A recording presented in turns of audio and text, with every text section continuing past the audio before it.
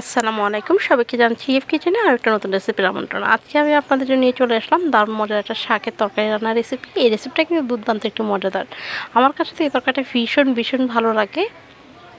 আমার মনে হয় আপনাদের কাছে একই রকম ভালো লাগবে। আমি আজকে তৈরি করে দেখাবো কলমি শাক দিয়ে আপনার কই মাছের একটি দারুণ মজার একটি তরকারি, যে রেসিপিটা আপনার পাতে থাকলে অন্য কোনো তরকারির প্রয়োজনও হবে না, বা একদিন ট্রাই করে দেখতে পারেন। আমার মনে হয় কলমি শাক দিয়ে যে কোনো মাছে আপনি এভাবে রান্না করে এই তরকারিটা এতটাই লোভনীয়, যাকে খাওয়াবেন সে কিন্তু আপনার প্রশংসা করতে বাধ্য হবে।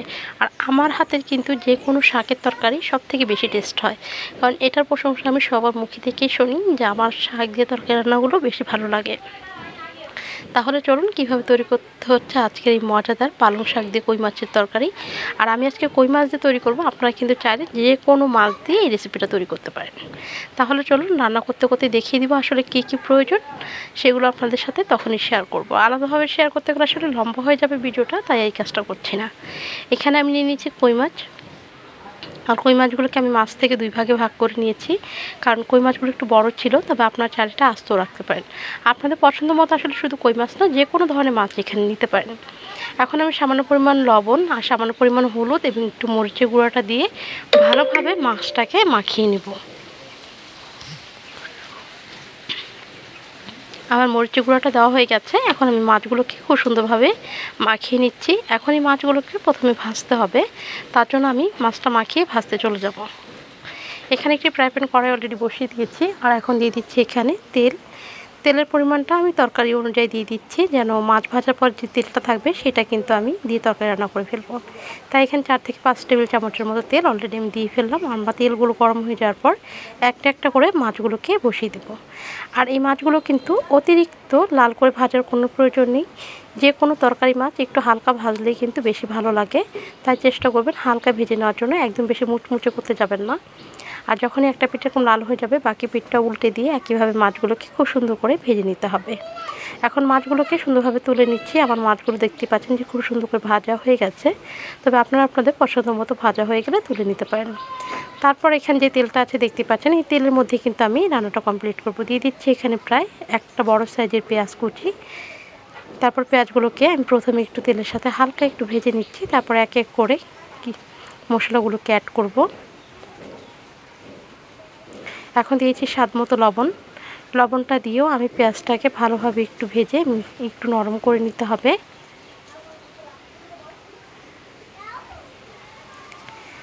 আমি পেঁয়াজটাকে একটু হালকা নরম করে নিব, যেন পেঁয়াজটা একটু মজে আসে সে পর্যন্ত অপেক্ষা করে নিচ্ছি। আমার পেঁয়াজটা যখন ঠিক এরকম ভাজা হয়ে যাবে, তখন এখানে পানিটা অ্যাড করে দিচ্ছি। মশলাটা কষানোর জন্য পানি লাগবে, আর এর জন্য আগে পানি অ্যাড করলাম। শুকনো উপকরণগুলো দিলে আসলে অনেক সময় পুড়ে যায়। এখন দিয়েছি এখানে বাটা কাঁচামরিচ। আমি কাঁচামরিচগুলোকে বেটে নিয়েছি, প্রায় এখানে 1 টেবিল চামচের থেকে একটু বেশি হবে। ঝাল অনুযায়ী আসলে আপনারা অ্যাড করবেন মরিচটা। তারপর আরেকটু পানি অ্যাড করলাম, ভাবলাম মশলাটাকে একটু ভালোভাবে কষিয়ে নিলে সব থেকে বেশি ভালো। এবার তারপর এখানে দিয়ে দিয়েছি 1 চা চামচ আদা রসুনের পেস্ট দিয়ে, তারপর সব কিছু একত্রে ভালোভাবে মিক্স করে নিচ্ছি। আর এখন অ্যাড করে দিব এখানে আমি 1 চা চামচ হলুদের গুঁড়া। এই রান্নাটা সম্পূর্ণ চেষ্টা করবেন কাঁচামরিচ দিয়ে রান্না করার জন্য, তাহলে কিন্তু বেশি ভালো লাগে।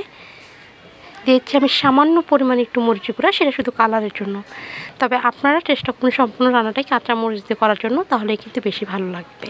তারপর সব কিছু একত্রে ভালোভাবে মিক্স করে নিয়ে আমি মশলাটাকে খুব ভালোভাবে কষিয়ে নিব। এই পর্যায়ে দেখতে পাচ্ছেন মশলাটা কিন্তু ভালোভাবেই কষানো হয়ে এসেছে। তারপর দেখুন মশলাটা কিন্তু খুব সুন্দর করে কষানো হয়ে গেছে। এখন আমি এখানে দিয়ে দিব সে শাক। আমি কলমি শাকগুলোকে আগে থেকে কেটে ধুয়ে পরিষ্কার করে নিয়েছি। আর কলমি শাকগুলো চেষ্টা করবেন একটু ছোটো ছোটো করে টুকরো করার জন্য, ঠিক এইভাবে, কারণ শাক কিন্তু মজে যাবে। শাকটা কিন্তু তেমন বেশি হবে না। আর লবণটাও কিন্তু শাক তরকারি রান্না করার সময় একটু বুঝে শুনে অ্যাড করবেন, কারণ অনেক সময় শাকের তরকারি কিন্তু কমে যায়। তার জন্য কিন্তু আপনাকে লবণটা একটু বুঝে অ্যাড করতে হবে। পরবর্তীতে প্রয়োজন হলে আপনি আবার লবণ অ্যাড করতে পারেন, প্রথম অংশে একটু কম দেওয়ার চেষ্টা করবেন। তারপর শাকগুলো ঢেকে দেওয়ার পর দেখুন যে মজে এসেছে, তখন আমি এটাকে ভালোভাবে নিচে মিক্স করে এই শাকগুলোকে একটু কষিয়ে নেব। এভাবে নাড়াচাড়া করে আমি শাকটাকে একটু কষিয়ে নিচ্ছি, তাতে কিন্তু খুব ভালোভাবে এটা মজে যাবে। আমি আবারও ঢাকনা দিয়ে ঢেকে দিব। কিন্তু তার আগে একটা জিনিস ভুল হয়ে গেছে, সেটা হলো জিরে গুঁড়ি। আমি জিরে গুঁড়োটা দিতে ভুলে গিয়েছিলাম, কারণ আমার ফ্লেভার মনে হচ্ছিলো আদা রসুনের গন্ধটা পাচ্ছি। সেজন্য যখন জিরে গুঁড়োটা আপনি না দিবেন তখন কিন্তু আদা রসুনের গন্ধটা আপনার নাকে লাগবে। তার জন্য চেষ্টা করবেন জিরে গুঁড়িটা অবশ্যই মশলা কষানোর সময় দেওয়ার জন্য। তারপর আমি সব কিছু দিয়ে ভালোভাবে আবার মিক্স করে নিয়েছি জিরে গুঁড়িটা দিয়ে। তারপর আমি আবারও ঢাকনা দিয়ে ঢেকে আবার একটু শাকটাকে কিছুক্ষণ কষিয়ে নিব। অলরেডি কিন্তু দেখুন আমার শাকটা কিন্তু প্রায় কষানো হয়ে গেছে, কারণ শাক অতিরিক্ত কষানোর কোনো প্রয়োজন নেই, কারণ বেশি কষাতে গেলে একদম গলে আবার ভর্তা হয়ে যাবে, তখন কিন্তু এটা খেতে ভালো লাগবে না আর কালারটা নষ্ট হয়ে যাবে। আর এই পর্যায়ে যখন কোনো কষানো হয়ে যাবে তখন আমি পানি দিয়ে দিব। আর এই তরকারিটা কিন্তু অতিরিক্ত বেশি ঝোল হওয়া যাবে না, যেমন একটু শাকের গা মাখা মাখা একটা ঝোল সেরকম হলেই চলবে। তো জাস্ট আমার কিন্তু দেখুন এটা ঝোলটা দেওয়া হয়ে গেছে, এর থেকে বেশি ঝোল দেওয়ার আসলে তেমন কোনো প্রয়োজন নেই। আমি প্রায় 1 কাপের মতোই হবে পানিটা অ্যাড করেছি। তারপর আমি এখানে মাছগুলোকে দিয়ে দিব, যে মাছগুলো ভেজে রেখেছিলাম, কারণ শাকটা রান্না করতে কিন্তু আর বেশি সময় লাগবে না। তার জন্য এখনই মাছটা অ্যাড করে দিব, কারণ মাছটা এখন অ্যাড করে দিলে মাছটা খুব ভালোভাবে সেদ্ধ হবে আর মাছের ভিতরেও কিন্তু ঝাল তেলটা খুব সুন্দরভাবে ঢুকে যাবে। কিছুক্ষণ পরে আমি ঢাকনাটা খুলে প্রায় 4 থেকে 5 মিনিট পর দেখতে পাচ্ছেন আমার শাকের ঝোলটা কিন্তু একদম শাকের সাথে প্রায় লেগে গেছে।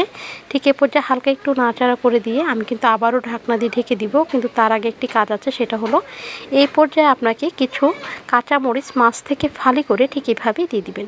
এতে কিন্তু ঝালটা আপনার বেশি অ্যাড হবে না, কিন্তু কাঁচামরিচের খুব সুন্দর একটা সুঘ্রাণ আসবে। এই পর্যায়ে চেষ্টা করবেন নামানোর আগ মুহূর্তেই কাঁচামরিচটা দেওয়ার জন্য। যখনই কাঁচামরিচটা দিবেন তার 2 মিনিট পর ঢাকনাটা খুলে আমি একটু কাঁচামরিচটা ঝোলের সাথে একটু লাগিয়ে দিচ্ছি, যেন একটু ভালোভাবে ফ্লেভারটা বের হয়ে আসে। এ পর্যায়ে আমার এটা কিন্তু প্রায় রান্না করা শেষ। আমি এবার চুলায় 2 মিনিটের মতো রেখে নামিয়ে ফেলবো। হয়ে গেল আমার দারুণ মজার কলমি শাক দিয়ে কই মাছের দারুণ মজার একটা রেসিপি। এই রেসিপিটা কিন্তু খুবই ভালো লাগে, আপনি একবার হলো বাসায় ট্রাই করে দেখতে পারেন, বা মেহমান আসলেও কিন্তু এই রেসিপিটা করতে পারেন। কারণ সবসময় যে আপনাকে মাছ মাংস এগুলো দিতে হবে ভুনা আইটেম তা কিন্তু নয়, চাইলে এরকমের শাক দিয়েও কিন্তু একটি তরকারি রান্না করতে পারেন। আর আপনিও তৈরি করে দেখবেন, আপনার কাছে এটা অনেক অনেক ভালো লাগবে। আর এই তরকারিটা আপনি চাইলে গরম ভাত বা রুটি বা পরোটার সাথেও কিন্তু খেতে অনেক ভালো লাগে।